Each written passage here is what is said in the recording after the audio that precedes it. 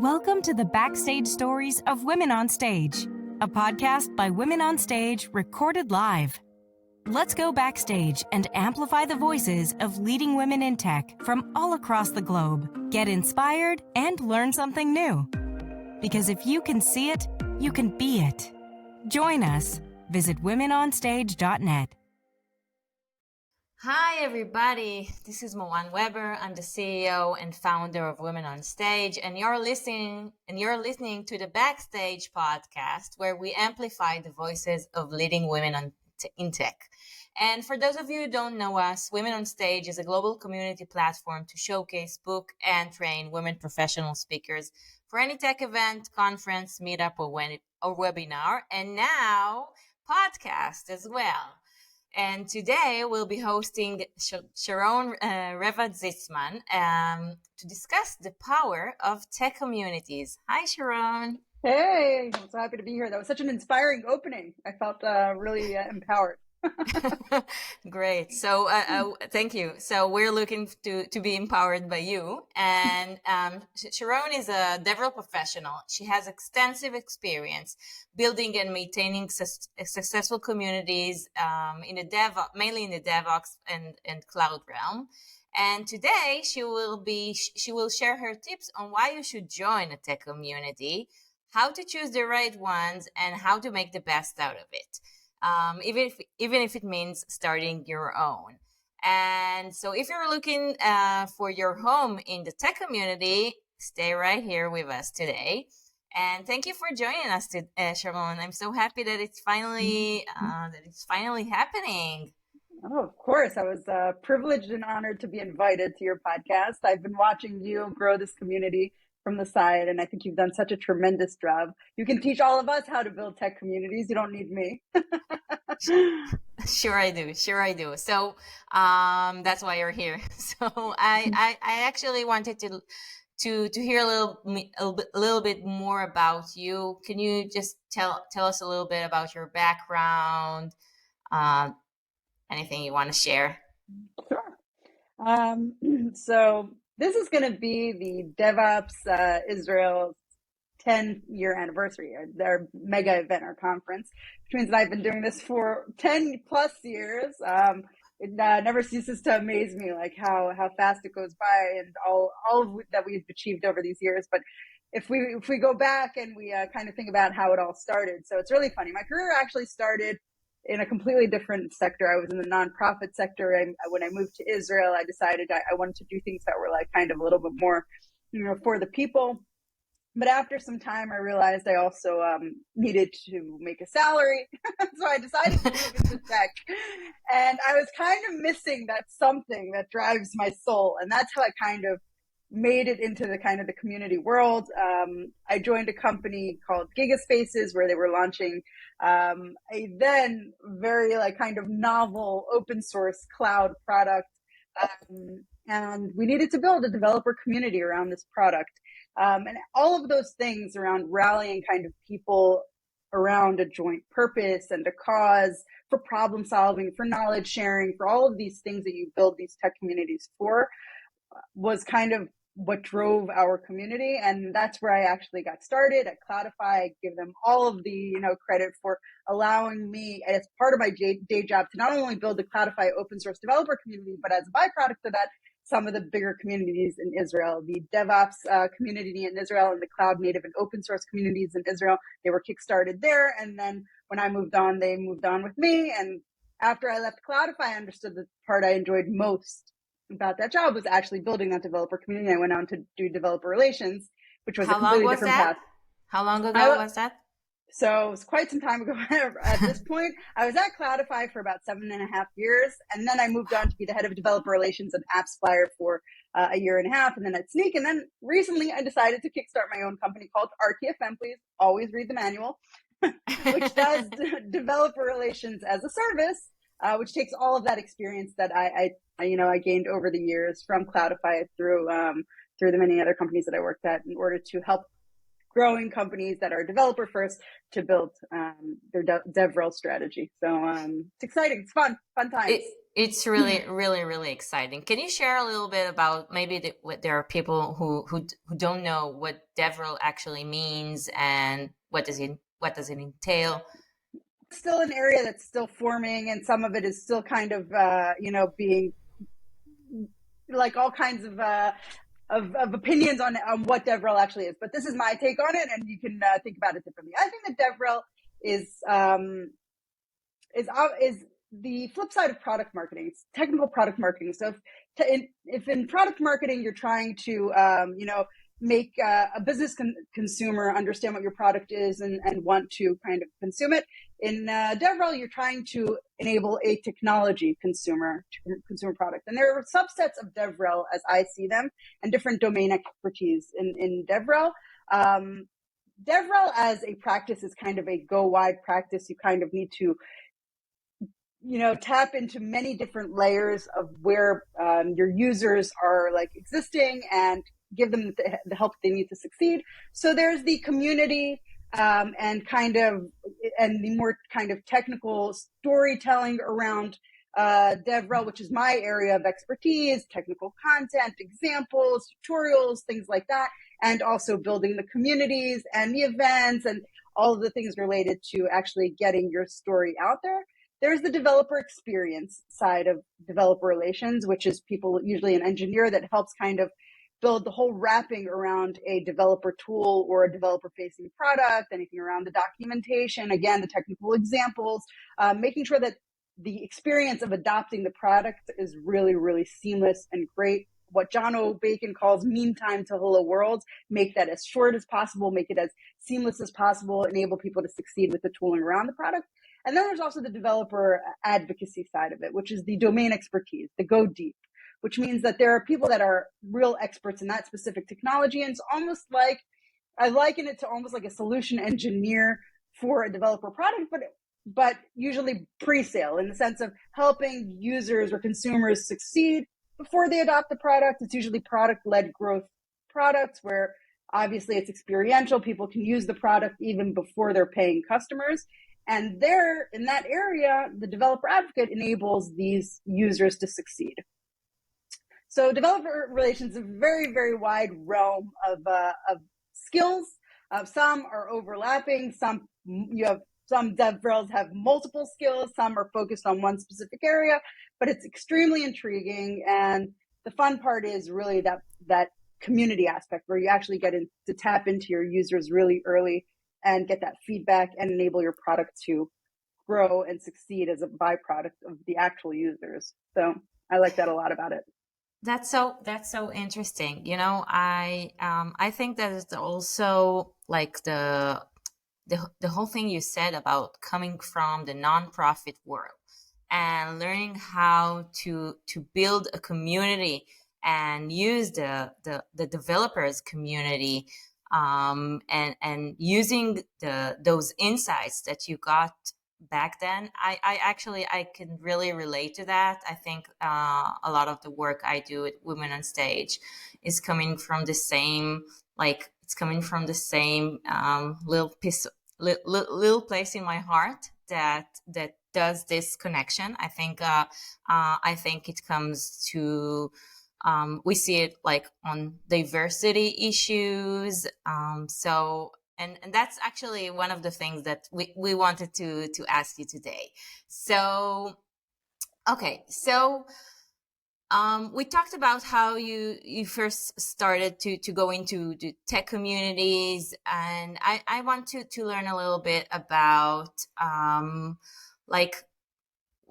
if I'm looking to search for like new communities, and I just started my first job in the tech world. I don't know where to start, or maybe I've been around for quite some time, but still the tech communities, they weren't always with us. I remember when I first got into tech, there was no such thing. I mean, I was alone. I was alone at school. I was alone in most of the first years. Actually, I was alone in most of my career, but there were no communities.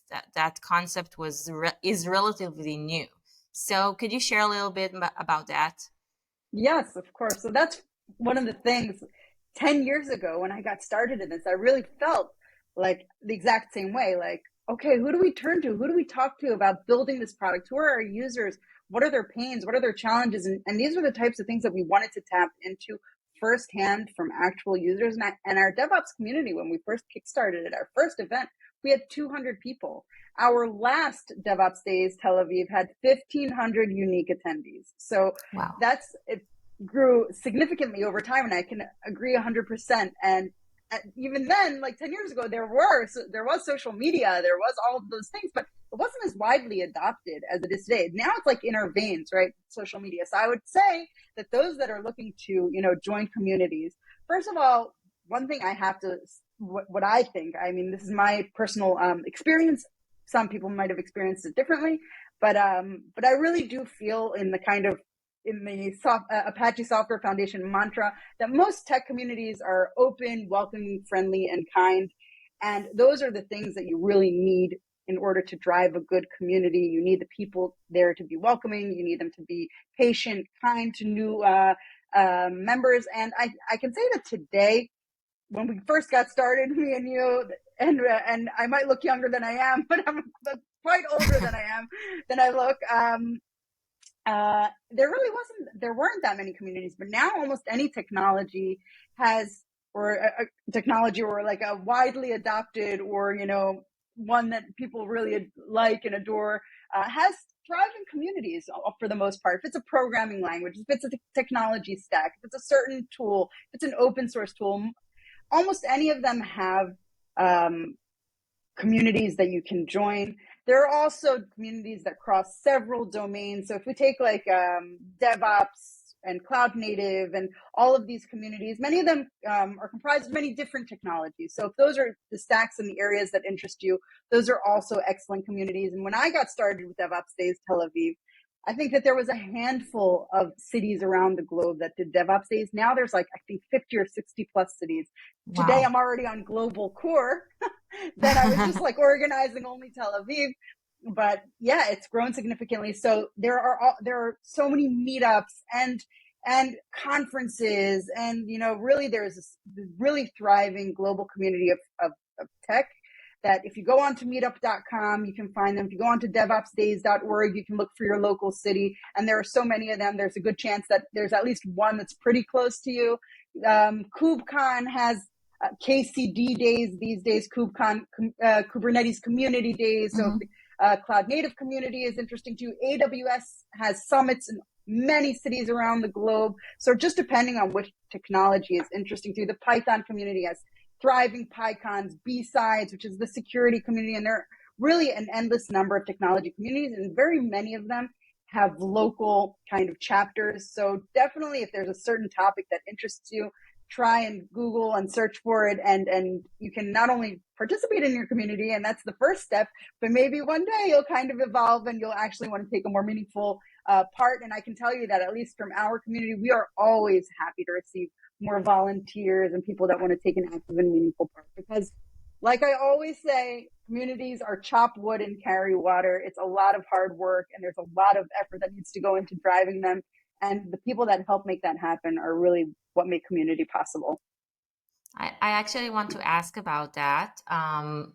What makes a good community? I mean, from my perspective, it sounds like you talk about the community as a hub for events, for conferences, for meetups, somewhere where you can share knowledge with other people. But I think it's more than that in many cases. And I think mainly for the for women developers, or for I'm a member of I don't know, I think more than 50 different women communities on social media, and not all of those have events. Sometimes I join one of those, I don't know, if I want to ask something, and if I want to get advice, or if I want to see if I'm not the only one who's experiencing something. Sometimes I just want to see what other people are doing. So So how do you describe a community, and how do you describe a good one? Okay, that's a great question. So, first of all, a community is really any place that people willingly choose to congregate regularly around a certain topic, and it can be events, it can be forums, it can be whatever kind of medium that drives this community. And I also often when I talk about community, I say when I talk about like our DevOps community, I say it's not one day a year. Our community is not one day a year. And in order to fulfill that vision, everybody consumes information and kind of community in a different way. And so that's the chop wood and carry water part, right? So that's why we also have a Discord, and we have a WhatsApp, and we have a Telegram, and we have a newsletter, and we have a website, and we have all of these different places and a meetup group and a conference and all of these things in order for people to be able to consume the information that they need, tap in to other community people when they want to, and have the place in order to leverage kind of this joint kind of human capital that come together and rally around this certain cause. But when you ask that question, it's very interesting, because once upon a time I wrote this post called "The Unquantifiable Heart and Soul of Community," and I really do think that there is this element, this added element, this added element of heart and soul that's really, really hard to quantify. Like people, like I like Philip Kren, a developer advocate at Elastic. He once did a talk at one of our events. And he said, like, if you're quantifying DevRel in leads, you're a marketing organization. If you're quantifying it in revenue, or you're a sales organization, DevRel is about reach, growth, and awareness, and other less, kind of hard metrics. And I really relate to that in the context of community as well. Community, what makes a good community, it's not necessarily the numbers. It's not necessarily, it's how committed people are and engaged people are in order to come. I mean, you can have a very high quality community of 20 people that regularly come out to your events, and you share really, really interesting, topics. You share knowledge, you problem solve together, and you achieve shared goals. It doesn't have to be thousands of people in order to quantify a good community, right? And so the things that make a good community great, or a community great, is that desire that people want to keep coming back, right? We call it the law of mobility. If people, want to keep coming and joining and being a part of it, then that's a good community. And another part of it is also that kindness, that willingness that I was talking about, that Apache Software Foundation sentiment.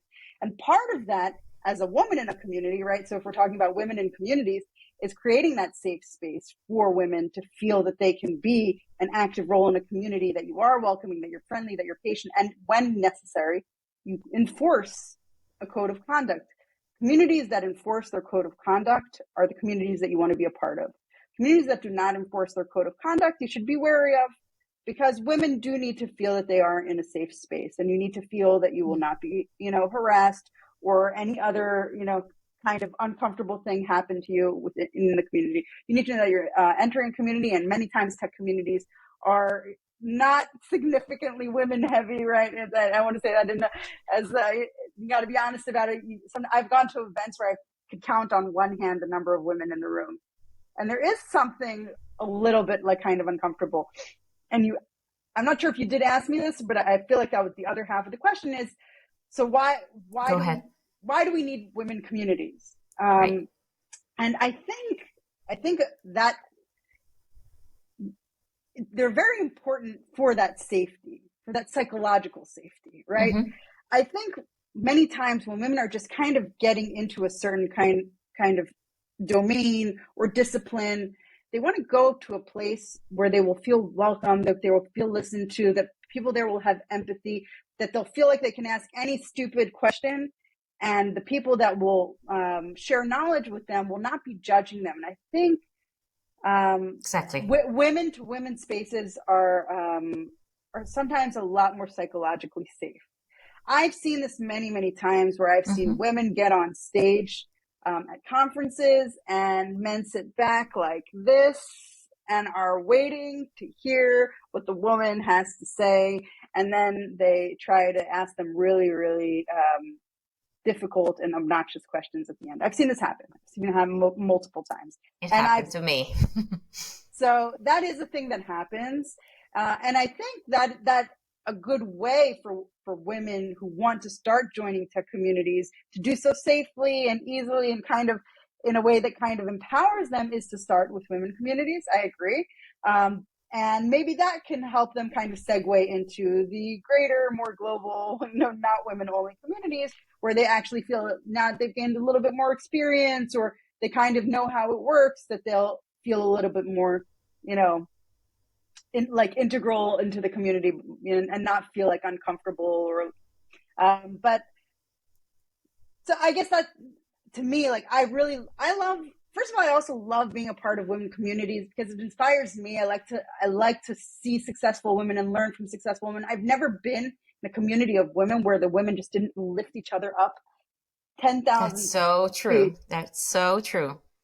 And that's so true. And that's what I love. And that for me is also the positive side. And I kind of feel like I was more focusing on the negative sides of it, but the positive sides is that strong women lift each other up. And there's just something amazing about that energy. I totally agree. That's a major part of our work at Women on Stage. That's what we believe in, and we've seen it in our courses where we train women speakers.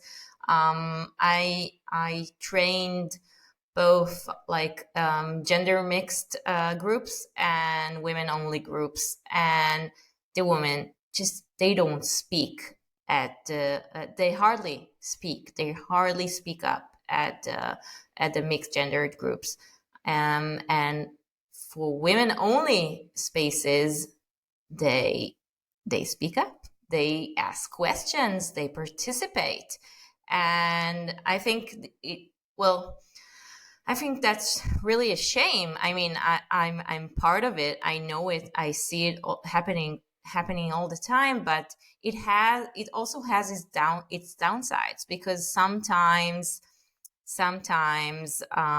you keep seeing those mixed gender communities, and women get used to speak only in front of other women, and it's like they don't implement the stuff that they learn in the.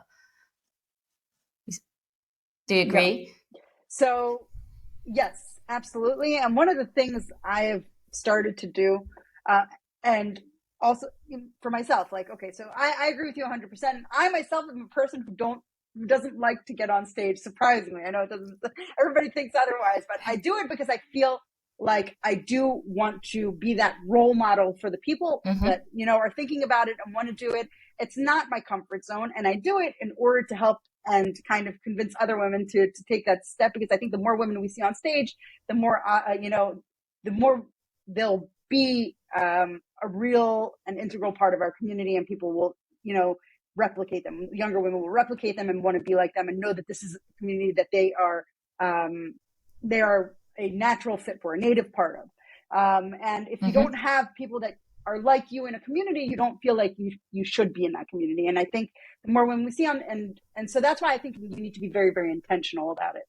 And in that respect, there's always that people will always say to you, well, I don't want to compromise the content for diversity. And I said, I will never compromise the content for diversity, but I will find you the smartest women there are, and I will do the speech, and I will make and I will convince them with all of the right reasons of why they should take this opportunity and get on stage. And I'm very intentional of being very inclusive and having a very diverse agenda in order, when at my conferences or my events, and I'm very intentional of ensuring that there's diversity in all of the events that we lead, in order for women to know that this is the space for them and they're a native part of our community.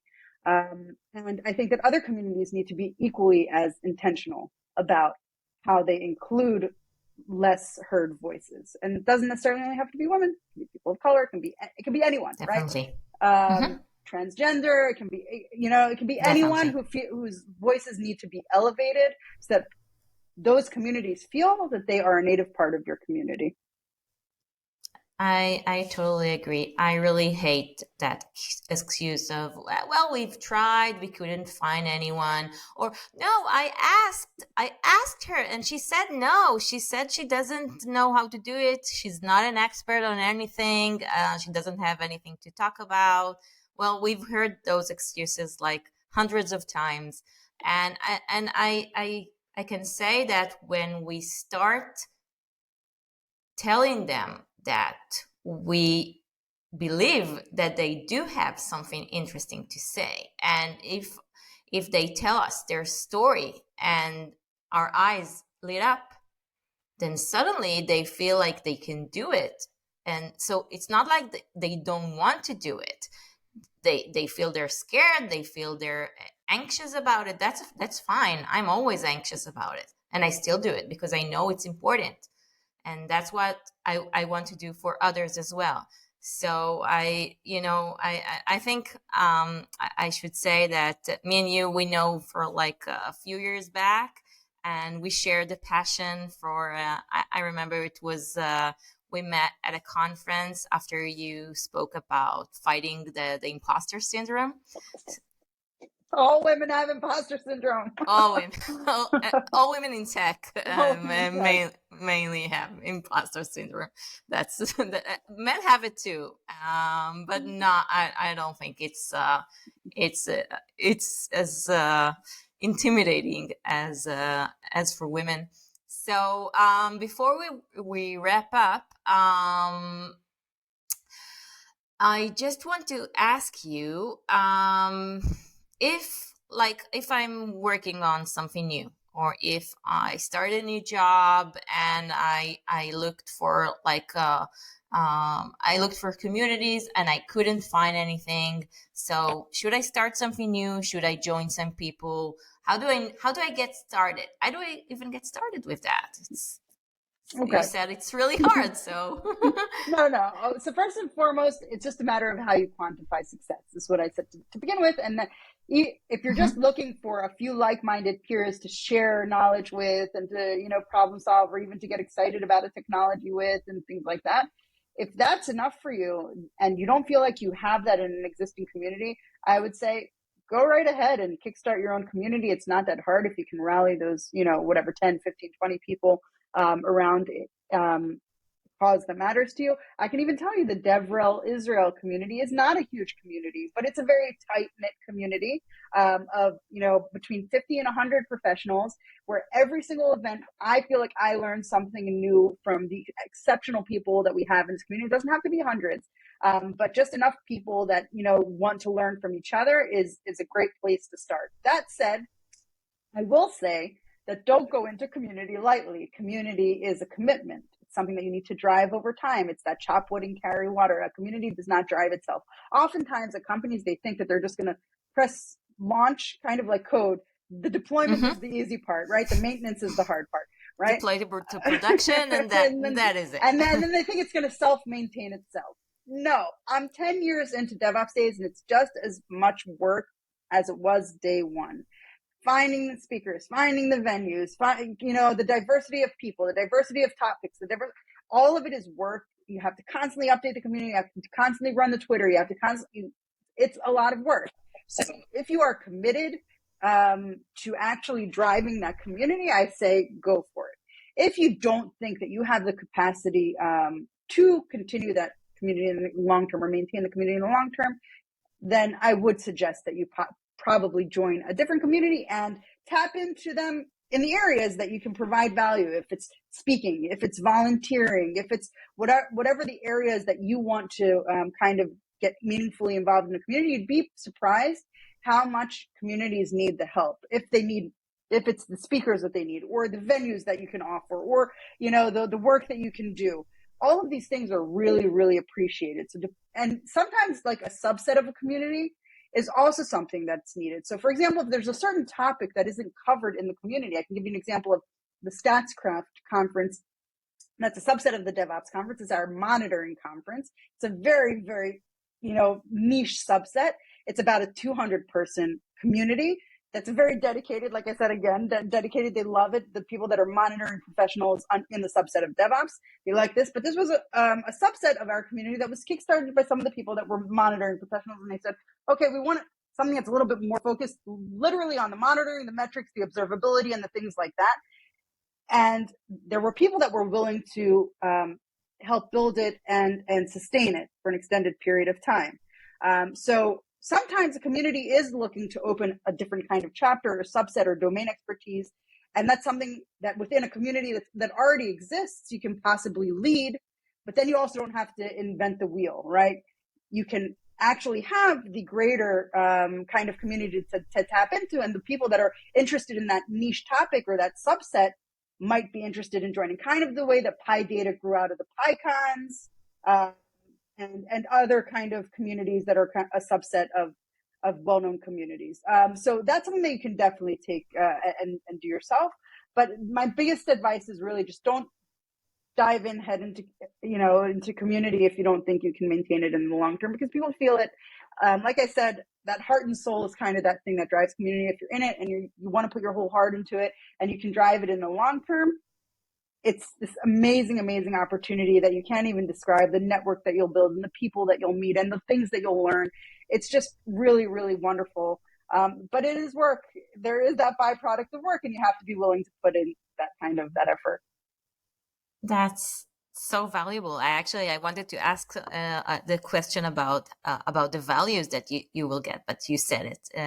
And I was wondering, just one last thing about the communities.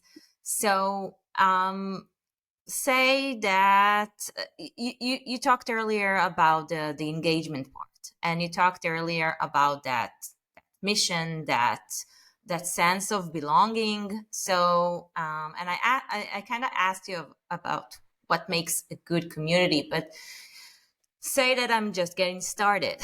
How do I keep maintaining it? How do I keep putting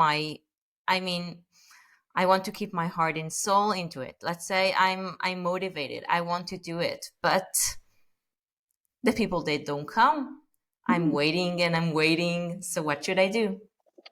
Okay, that's a good question. So there's two parts to that question that I want to actually tap into. So the first part is actually the work. There's no doubt that burnout comes with running communities, and you cannot do it alone. I really believe, like when they say it takes a community, it really does take a community. So I would suggest that when you choose to build a community, it takes a village to build a community. Exactly. Exactly.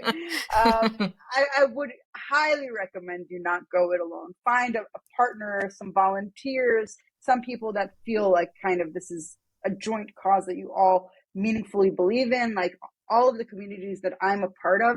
And this, I really want to give a shout out to a very, very strong woman who's like my right hand in the communities I run, which is Hila Fish.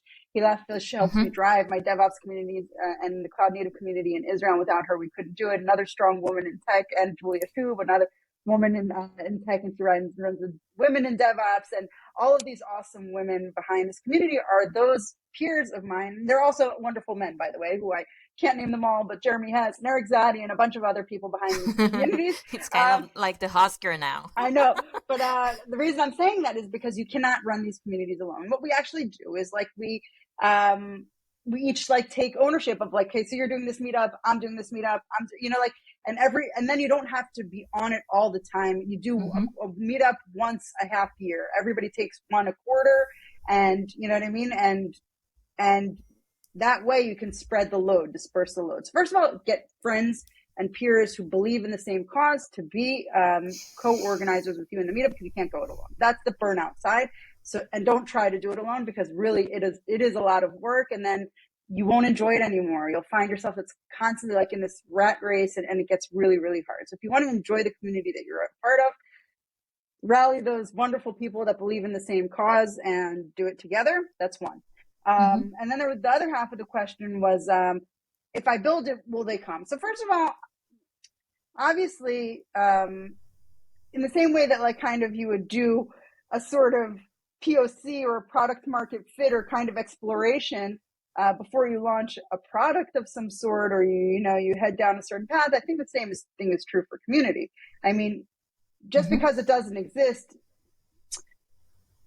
doesn't mean that it's needed. Community market fit. You know what I mean? Like, I'm not saying, like, maybe you do feel you need that community, but I would certainly check if there are other like-minded folks like you who feel that community is really missing and would want to take an active role in being a part of that community. Like, I wouldn't just toss something out there and expect people to join if you didn't actually do the work to figure out if people would want to be a part of this community and would be willing to join events. And the other half of it is also kind of what you build, right? It has to be quality, right? Because people's most valuable asset is their time. And if they're committing to this community and they want to be involved in this community and they want to spend their time in this community at the expense of other equally important things in their lives, then they have to be sure that they're deriving value. And whatever it is that you're offering them, it needs to do that. So if you're going to create a community that is only like product pitches from companies, nobody's going to want to join the community. They want to come and they want to make sure that they're coming away with something. So it's either has to be some kind of learning value or networking value or, or personal building, career building, or the network, benefit, or then there's so many things that can come out of it, but they definitely need to be coming out with something valuable, and that's something that you have to curate and moderate and work on all the time. That's another part of the work. So the content needs to be high quality, the people that you bring need to be high quality, and all of these things together are what make a powerful community. But eventually, all of these things together are also what drive the community. Nobody will want to come if the community content isn't good, or the people that are there are not interesting, or the network that they're building isn't moving their needle. So these are kind of the things, and some of that work is inviting those people in or introducing them to your new community or doing the manual outreach. It's almost like lead gen in a sense, but it's community lead gen, and you have to asking them to invite their friends if they know someone in bringing high profile people or really strong domain experts, and making sure that you're constantly bringing value to your community. Otherwise, people won't want to show up. You know what I mean? Definitely. I love that. Those advice are pure gold. So we'll wrap up. And I wanted to personally thank you for this fascinating episode. I've personally learned so much from you. I could listen to you speak for hours. And I hope everyone enjoyed it the same way as I did. So thank you again. And see you next time. Thank you. And I want to commend you for the tremendous work that you've done in this community and what you've built here. It's just phenomenal.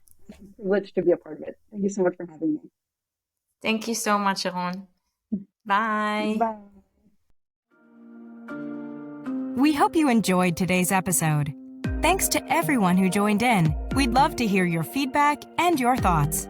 Join us again at the Backstage Stories of Women on Stage. Visit womenonstage.net and follow us on social media.